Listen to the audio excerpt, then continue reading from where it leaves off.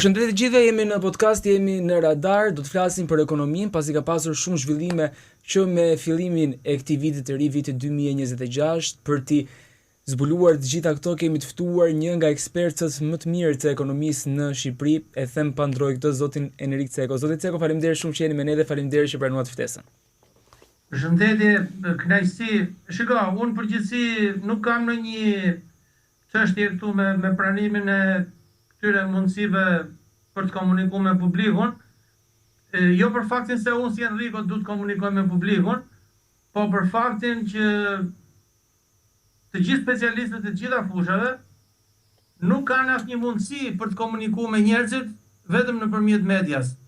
Dhe është media ajo që është mjeti nëpërmjet të cilit mund të përmirësohet jeta e qytetarëve, dhe jeta e qytetarëve mund të marrë më shumë vlerë, më shumë kuptim dhe më shumë dinjitet. Kjo është arsye.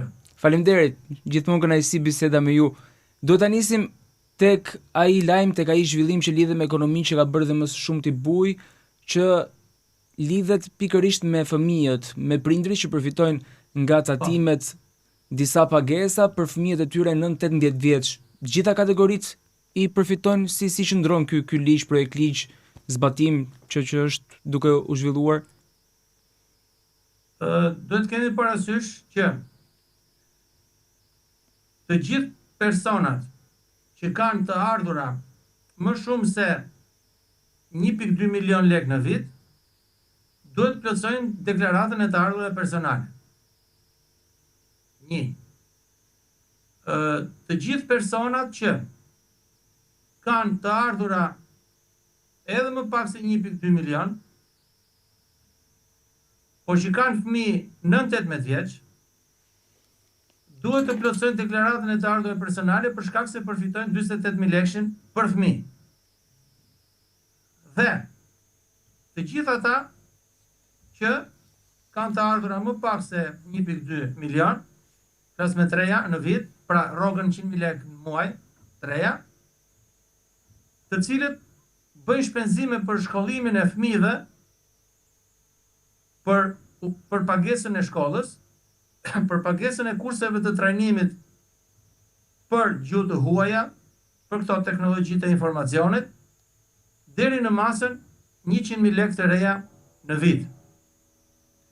Të gjitha ata që kanë të dy punë, që janë të dy punësuar, për të cilat kuptohet që paguajnë dhe sigurimi shoqërore, edhe pse të dy punët bëjnë më pak se 100.000 lekë në muaj.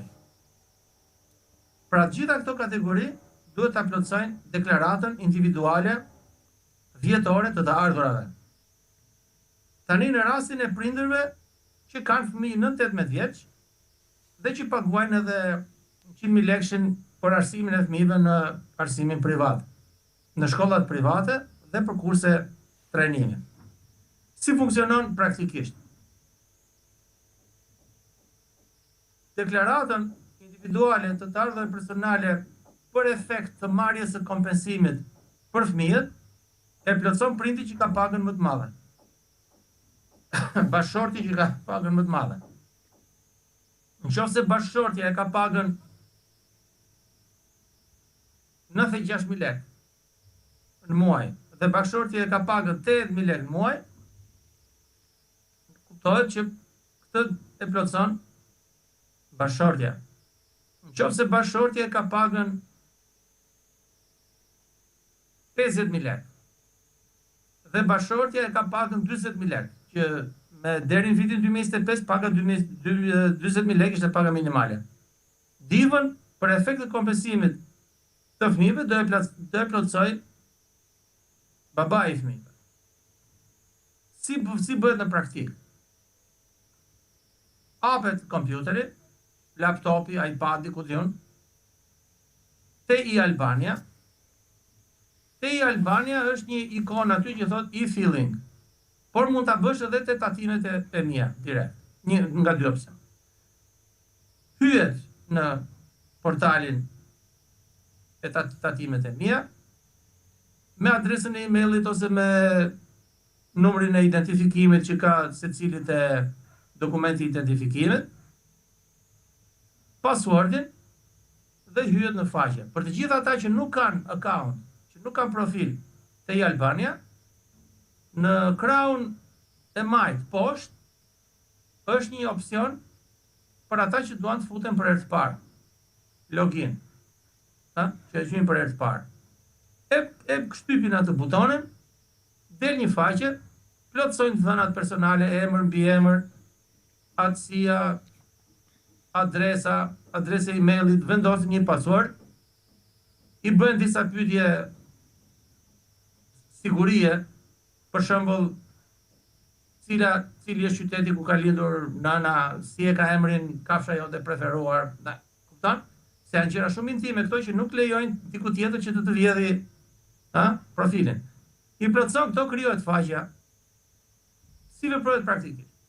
Sa po hapet faqja e deklaratës, është një opsion majta sipër. Krijo, do krijosh deklaratën. Shtyp atë krijo dhe automatikisht të del deklarata e tatimeve që ti ke paguar gjatë vitit 2025, sepse janë të lidhura në sistem tatimet, sigurime shoqërore me vendin e punës, i cili të paguan ty pagën dhe sigurime shoqërore. Dhe aty të shfaqet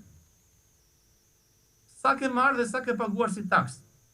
Tani kjo çështje pagesës taksave për vitin 2025, paga 40-50.000 lekë nuk tatohet. Pagat mbi 50.000 lekë, 50.000 deri në 60.000 tatoheshin, duke filluar nga 350.000 lekë, pra 250.000 lekë tatoheshin me 10%, pagat nga 600 deri në 200.000 tatoheshin me 13%, duke filluar nga 300.000 lekë, dhe pagat mbi 200.000 lekë tatoheshin me 23%. Paralelisht paguhen dhe sigurime shoqërore. Sigurime shoqërore për vitin që kaloi janë paguar maksimalisht për pagën 174.416 lekë, dhe sigurimet shëndetësore janë në total 1.7% nga punëmarrësit dhe 1.7% nga punëdhënësit, total 3.4%, pavarësisht nga limiti i pagës, pra pa limit. Edhe sikur ta kesh pagën 5.000 euro, të 3.4% të paguash. Tani, krijohet deklaratë të ardhurave personale për të gjithë ata që kanë fëmijë në 18 vjeç dhe që kanë bërë edhe pagesën e shkollës deri në 100.000 lekë të reja. Është një opsion çështjet e mia. Është kuadrati që duhet çështjet e mia. Aty te çështjet e mia do sqarosh. Kam 2 fëmijë me këtë moshë për të fituar 48.000 lekë. Dhe për njërin nga fëmijët apo për gjithë fëmijët kam bërë to shpenzime për shkollën, për shkollim.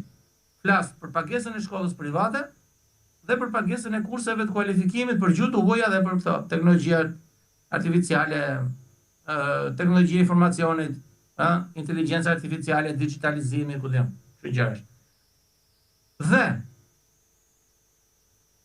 do vendosësh numrin e llogarisë së bankës ku ti merr rrogën. Do vendosësh certifikatën familjare, të cilën ti e bën direkt nga Albania, e krijon nga Albania. Certifikatën familjare e sejvon në kompjuter dhe e bën upload në sistem.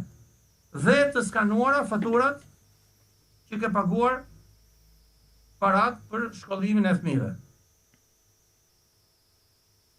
Më përpara, nuk të jepte mundësi sistemi që të vendosje dokumenta, të shkarkoje dokumenta në sistem. Tani është gjë e mirë.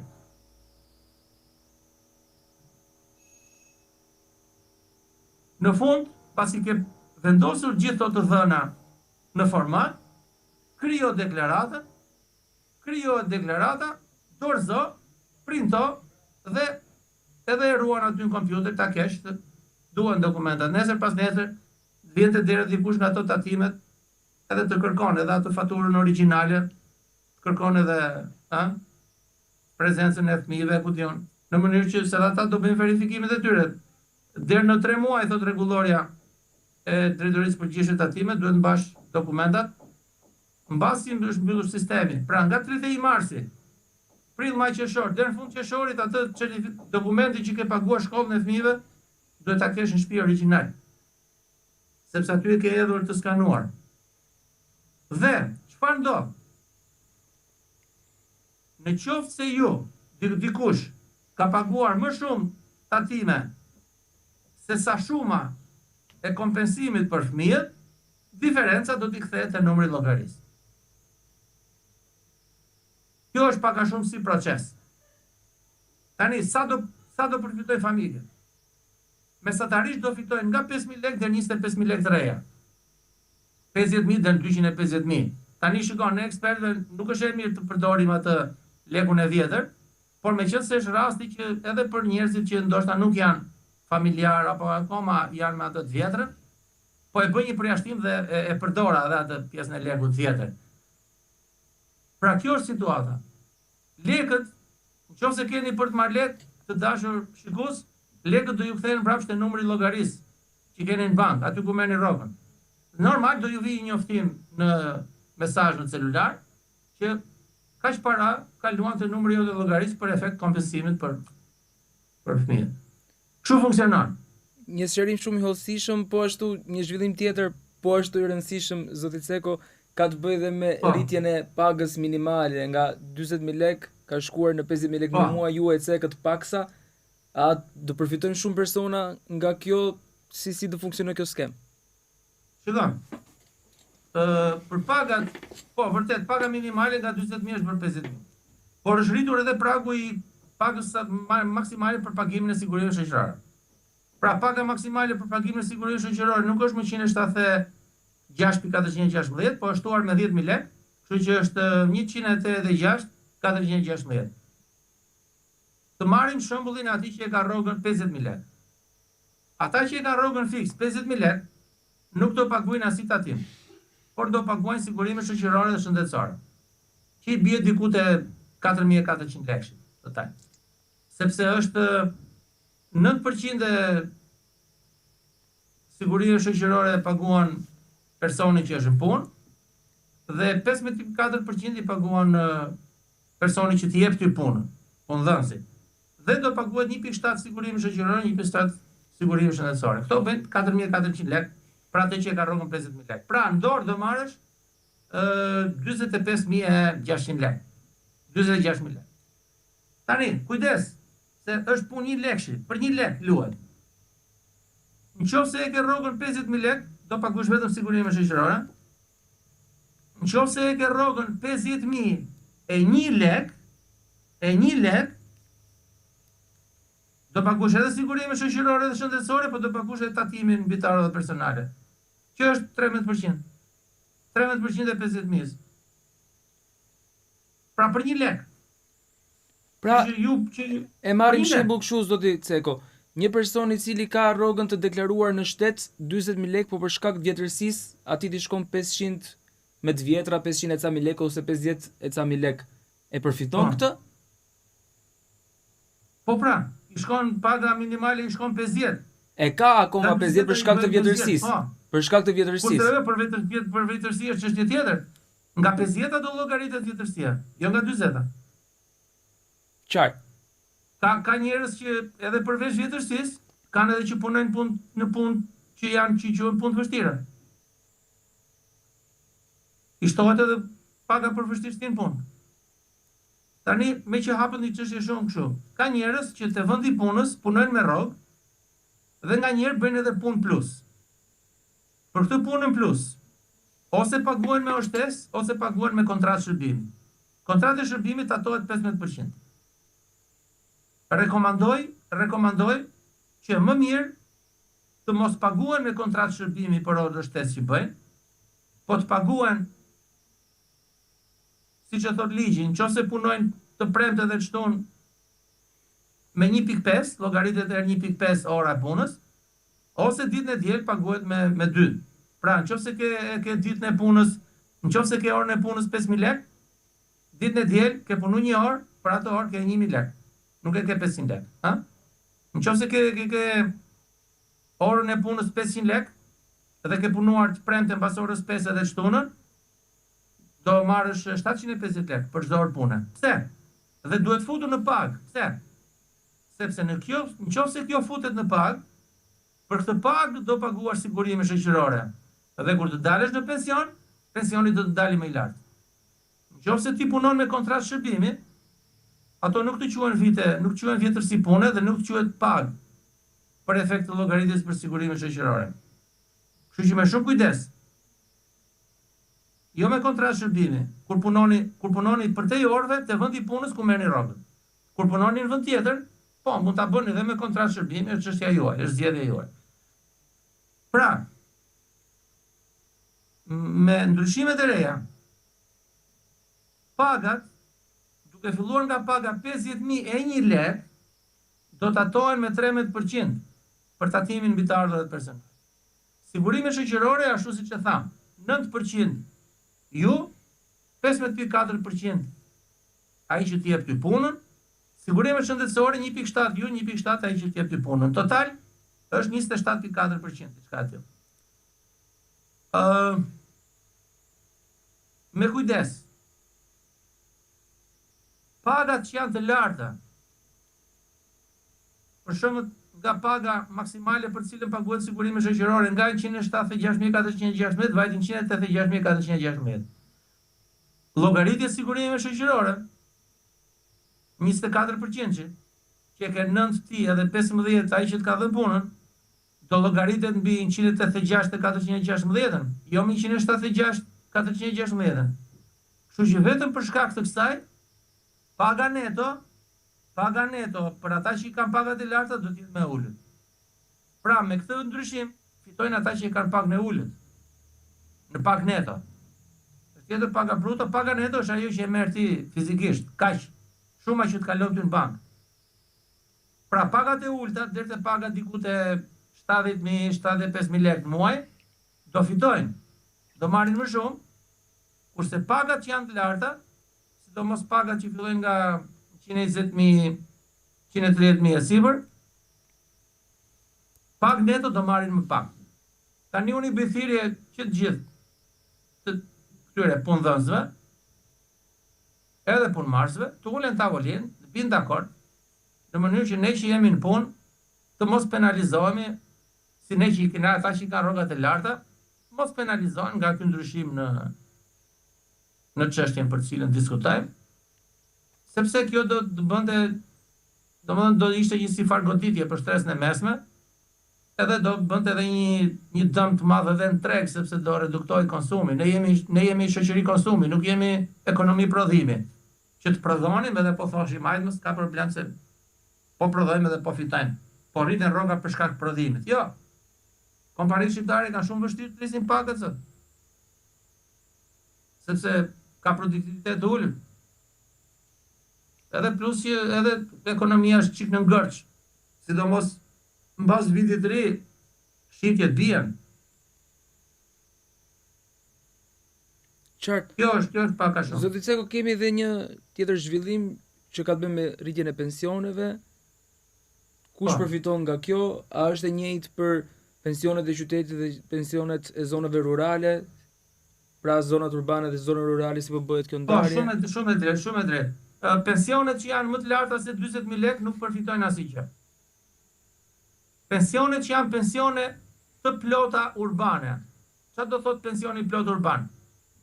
Njerëz të cilët kanë edhe vjetërsinë punë, po kanë edhe moshën e tamam moshën për dalë pension.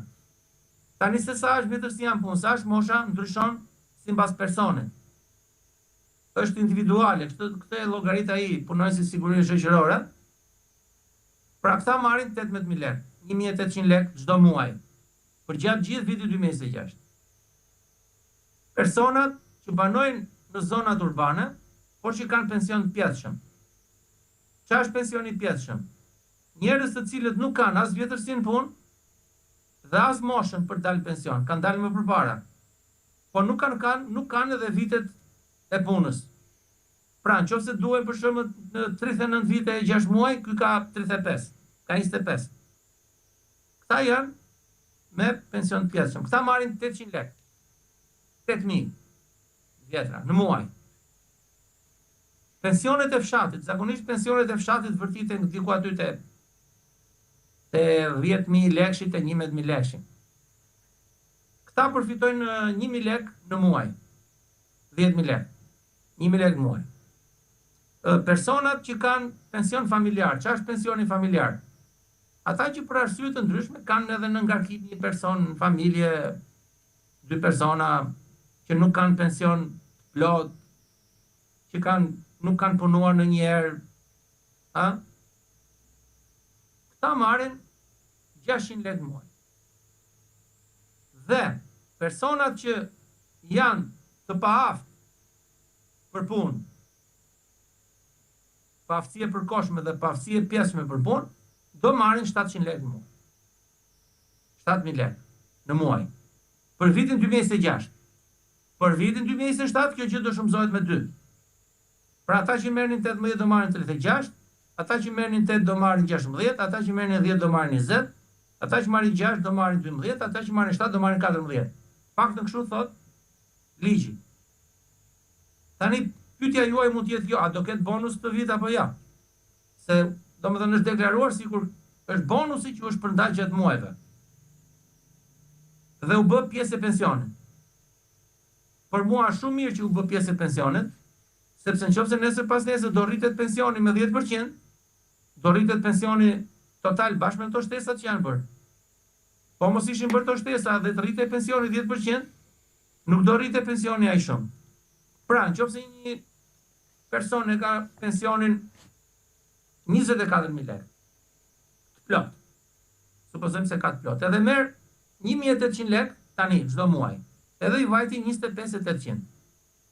Nëse nuk do merrte shtesën dhe pensioni do rritej 10%, 10% që do ishte mbi 24.000. Kurse tani, meqense u fut edhe 1.800, 10% që do jetë mbi 25.800. Pra, është me shtesë. Në lidhje me bonusin, tani unë nuk e besoj që qeveria nuk e ka mbajtur një asnë në mend kështu të mçefur, që kur të vi fundi i vitit ti kënaqi dhe i çik ata pensionistët. Kështu që unë mendoj që do ketë bonus. Pavarësisht se thuhet që këto para që po shpërndahen janë ato që bonusi që do merren në fund vitit siç e morën vjet është shpërndar sipas muajve. Kështu unë mendoj që prap, ndoshta nuk do jetë ndonjë bonus i madh, por prap në fund për pensionistët do ketë ndonjë bonus. Zoti Ceko, si e kemi ne shqiptarët kulturën me paran? A investojmë siç duhet dhe cilat quhen ato investimet me risk, sepse ne po shohim që shpeshherë, sidomos të rinjt, po futen pjesë e skemave që janë dhe mashtruese me ident për përfituar më tepër, por përhumbin shumë. E keni fjalën për to, Forexin? Forexin, po. Po. 1. Forexi nuk është bixhoz. 2. Forexi nuk është lojfati. 3. Forexi është shkencë. Po, shikohet shumë mirë. Ky është libri që kam shkruar unë për Forexin. 1. Dhe libri tjetër, Mjeshtria e psikologjisë së Forexit. Që është një lëndë që unë e trajtoj në universitet. Tani, përderisa këto gjëra trajtohen në universitet, janë shkencë. Tregu kapitaleve, investimet e kudion. Çështja me këta të rinj të shoh. 1. Këta duan të bëhen miliarder për 24 orë. Dhe 2. Nuk din të investojnë. Sepse duhet mësuar. Investimi nuk lind kështu shkencëtar që di të bësh investime. Duhet mësosh. Duhet ulesh kokën aty të mësosh me 6 muaj e me 1 vit, edhe duke investuar, edhe mund të humbësh, edhe duhet mësosh nga gabimet, edhe të rifillosh nga e para. Pra, te kjo pjesa e Forexit, ka nga ata që duan, ka nga ata që investojnë, edhe që fitojnë, po e kanë me përvojë.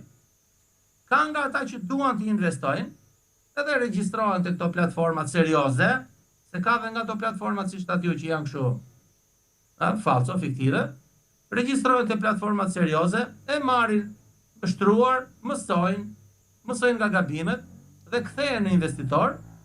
Ka dhe nga ata që thonë, hajde dali po fut ca lekun ty se është bixhoz. Këta nuk janë investitor. Këta janë lojtarë. Këta luajnë. Po nuk fitojnë. Ose mund të fitojnë për momentin, po ka dhe nga ta që e kujtojnë si kur është loj fati. Hajde të udhim zaret njerë. Po mra, ose po mra asi. Pra, o do luajmë, o do investojnë. Ata që investojnë, në përgjithësi kanë fituar. Kanë fituar edhe me Forexin, me kursin e këmbimit, edhe me aksionet e kompanive, edhe me produkte, komoditete, me naftë, me sheqer, me grur, me kakao, edhe me kriptot, po në qik me kujdes tani, edhe me këto metalet me vlefshme, me arin, me argjendin, me platinin. Më vjen mirë që ape këtë pyetje, me që ju tregova dhe këtë punë në librave që kanë shkruar për të çështje, po edhe për të sqaruar situatën se një kakofoni e madhe. Nuk e di domethënë një ignorancë e madhe në këtë fushë dhe fillojnë njerëzit, nuk e di, futen kot aty, humbasin lekët, edhe pastaj ja vën fajin platformave, ja vën fajin studiosve, na mashtruat, jo, e ke fajin vetë. E ke fajin vetë më djalë, më gocë që futesh aty në platforma, pa mësuar përpara. Duhet mësosh, duhet bësh prova, dhe pastaj, po ta mbajti, vazhdo rrugën e së përpara. Por gjithmonë, edhe investitorët më të suksesshëm sot, janë investitorë që kanë humbur. Unë do marrë një figurë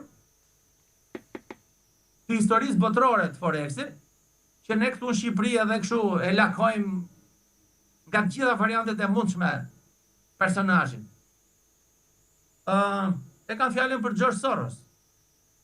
George Soros ka fituar në një ditë vetëm 1 miliard pound. Më kuptoni çfarë po them apo jo? Në 24 orë ka fituar 1 miliard pound. Po i ka fituar mbas shumë vitesh studimit të tregut.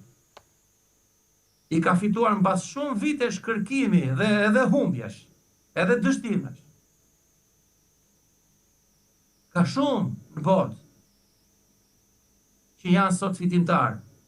Po janë fitimtarë sepse u futën me mendësinë e investimit, jo me mendësinë e bixhosit. Kështu që duhet ndarë. Po, ka platforma që nuk janë serioze, me kujdes, duhet me gjetë ato platforma që janë serioze,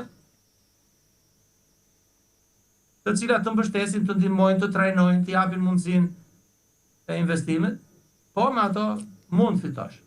Tani sa fitojnë dhe sa humbasin. Në fillim do humbasësh, sepse do bësh prova. Është si puna e notit në det, po nuk u futen në det, nuk e mëson notin. Në fillim do kesh vështirë, pastaj do mësosh. Kjo është situata me këto pjesën e këtyre platformave. Dhe një pyetje të fundit, zoti Ceko. Ju, ekspertët ekonomistë, keni thënë që duhet kurseni, çdo individ që ka një pagë caktuar duhet të kursej mos gaboj 10% të pagës të tij, në mënyrë që të ketë një akumulim fondesh në fund të muajit. Çfarë duhet bëj? Çfarë duhet bëj me këto kursime? Duhet i mbaj aty apo duhet i investoj? Atëherë, ka njerëz të cilët kanë frikë nga investimet. Këta njerëz i mbajnë lekët një astik. Këta njerëz janë të humbur. $1.000 sot, pas një viti që i ke mbajtur një astik, kështu si vlerë e shkruajtur $1.000 është. Po si vlerë e vërtet nuk është më $1.000. Mund të jetë edhe $900 edhe $800, më pak për shkak të inflacionit. Njerëzit që nuk i përdorin parat dhe i mbajnë në shtëpia në përjastik janë të humbur. Ka njerëz që i marrin lekët dhe i çojnë në bankë. Këta nuk bëjnë që tjetër veç se mbrojnë parat nga inflacioni. Nëse inflacioni është 2% dhe ti merr 2% nga banka, pra po atë sasi parash ke në aspektin real. Edhe pse mund të shtohen lekët në bank nga përqindja e interesit, po me që është rritur inflacioni, po aq para ke. Ka njerëz të cilët investojnë. Dhe këta janë ata që bëjnë biznes, që i themin e businessman, businesswoman, si përmarrës. Po këta janë 3-5% e banorëve të gjithë botës. Këta janë ata që kanë kursyer dhe me kursime kanë investuar. Tani, ka njerëz që kursejnë që t'i mbajnë ato para kur dalin pension. Ka njerëz që kursejnë që ato parat i përdorin për t'i bërë fëmijët me shkollë, për të paguar shkollën e fëmijëve. Ka njerëz që kursejnë për të blerë një shtëpi, për të blerë një makinë. Deri këtu nuk ka asgjë të keqe. Puna është që të kursesh për të investuar që të fitosh. Pra, po marrim një shembull, marrim një thri që e ka rrogën 70.000 lekë në muaj. Nëse do që të shkputet nga rroga dhe të merret me biznes, atëherë 10.000 lekë nga ky 70.000 lekëshi do ta lëmë janë për emergjenca. Edhe një 10.000 lekë tjetër duhet ta lëmë janë për investime, kursej për investime. Nëse emergjencat nuk i ndodhin, aq më mirë. Po nëse ka kursy 20.000 lekë muaj, në fund të vitit ka bërë 240.000 lekë kursime. Tani çfarë mund të bësh me këto 240.000 lekë kursime? Bleni laptop të mirë, bleni celular të mirë, edhe bësh specialist në content creator, bësh specialist në digital marketing, bësh specialist në siguri kibernetike, se tani është edhe ky problemi i këtyre hackerëve e tjerave. Bësh specialist në menaxhimin e faqeve të internetit, menaxhimin e faqeve sociale të kompanive, të bizneseve. Bësh specialist në dizajn. Normal, me 240.000 lekë që ke kursyer, në 100.000 lekë do blesh një laptop super, që e blesh super me 100.000 lekë. 1 milion, ha? Edhe një celular të mirë 40.000 lekë, edhe 100.000 lekë do i harxhosh për kurse trajnimi, se do trajnohesh gjatë gjithë vitit që kurseve lekët, edhe pastaj s'ka nevojë fare për ambient me qira. Nga shtëpia, hap bukë të tavolinë e bukës, hap laptopin, hap celularin, vazhdo punën. Edhe do fitosh dal nga dal, sepse nuk bëhesh dot miliarder brenda 24 orëve, do punosh fort, ama çdo gjë që e ke me djersën tate, e ke me gjakun tat, dhe do blesh pasaj gradualisht, do blesh shtëpi, do blesh makinë, do jetosh mirë, do bësh pushime. Ama, ai viti i parë që ke kursyer, është viti i rëndësishëm që nuk ka atletet të shtrenjta, nuk ka syze të shtrenjta, nuk ka kafe çdo mëngjes, e çdo mbasdite kakao, salep, ku diun. S'ka alkol.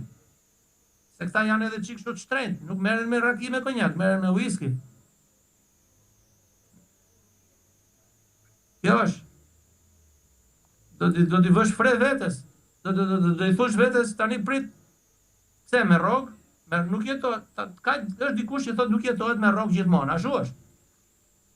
Kur bësh 60-65 vjeç dhe të ka ikur gjithë jeta dhe ke 40 vjet punë dhe nuk ke më kursime të mjaftueshme për të bërë pushime apo për të blej makinë apo për të blej shtëpi dytë apo për të bërë një dhuratë vajzës djalit që marrdohen, ti bësh diçka, atëherë e shikon se sa gabim ke bërë që ke ndonjëherë me atë rrogën. Rroga është karemi. Që t'i jep ty që të ulish kokën të punosh për atë në emëtan. Kështu që e mira është nga rroga në biznes. Nga rroga në biznes, e mira është kalosh me kursime, jo me kredi. Sepse nëse nuk je i Zoti që të frenosh veten, nuk je i Zoti të menaxhosh biznesin. Po s'menaxhove rrogën tate për të nxjerrë 10.000 lekë për t'i lënë me janë për kursyer, nuk je menaxher biznesin. Që këtu ndahet muhabeti. Se ka ca që thonë, po jo, po unë kam rrogën 50.000 lekë çat kursej. Edhe me 50.000 lekë. Unë s'po them që me rrogën 50.000 lekë kursesh 20.000 lekë. Po 5.000 lekë i kursen. Janë këto që thash. Alkooli, kafeja, cigaria, duhani. Janë probleme të? Janë 200 lekë në ditë minimalisht. Keni shumë drejt. Janë 200 lekë në ditë. Po i vure kufirin këtyre, në fund muajit e ke bërë 3.000 lekë. Sigur 100 lekë në ditë. Ke bërë 3.000 lekë. Po 3.000 lekë. Për 10 muaj, bëjnë 30.000 lekë. 30.000 lekë flas për treja. Tani ka dhe kështu, që i hynë të muhabetit kursimit, i bëjnë 20.000 lekë, i bëjnë 25.000 lekë, edhe shkojnë aty pasaj të këto qendrat e biznesit edhe blenë kështu atlete këtu shtrenjta. Këta kur s'kan për të bërë biznesmen, njerëz biznesi. Këta kur s'kan për të investuar. është ndarë muhabeti. Ata që duan të bëjnë biznes, janë njerëz krijues, janë njerëz inovator dhe janë njerëz që respektojnë standardet. Krijueshmëri, inovacion, standard, ky është trinomi i të qenit sipërmarrës. Krijueshmëria është në kokë. Unë kam një ide për të bërë biznes. Nëse atë idenë e biznesit nuk e shkruajtë në blog, edhe nuk e vure në jetë, mbas një muaji i ka vajt tjetrit në kokë ajo gjë. E bën ai tjetri. Kështu që në momenti që të vjen ideja në kokë, do marrësh një blog, do e shkruash dhe ta vësh në jetë. Në momenti që idenë që ke në kokë e vën në jetë, ke bërë inovacion. Një produkt të ri, një shërbim të ri, apo dhe produkte të vjetra dhe shërbime të vjetra të kaluara, por që i ke përmirësuar. Apo ke përmirësuar një proces që ke ulur kostot. Duke ulur kostot, atë produkt apo shërbim e nxjerr me çmim më të mirë në tregë, më të përshtatshëm. Fiton më shumë nga kostot e shitjes. Por të bësh inovacion nuk do thotë gjithçka. Ajo gjëja që i ke inovuar duhet jetë sipas standardit, se po si ishte sipas standardit sta ble tregu. Sta kërkon tregu. Prandaj janë të lidhura krijueshmëri, inovacion dhe standard. Duket çik si paradoks se si mund të lidhet inovacioni me standardet. Se inovacioni është gjë e re, ta shesi me ku dion, apo kjo nuk do thotë që ajo gjë e re të jetë jashtë standardit, do të jetë brenda standardit. Prandaj trinomi krijueshmëri, inovacion, standarde është i rëndësishëm për ata që duan të bëjnë sipërmarrës. Qartë, Zvëceko, faleminderit shumë që ishit me ne dhe faleminderit shumë për çdo informacion që ju shpërndani shumë dhe shpesh me profesionalizëm. Ju falenderoj dhe unë.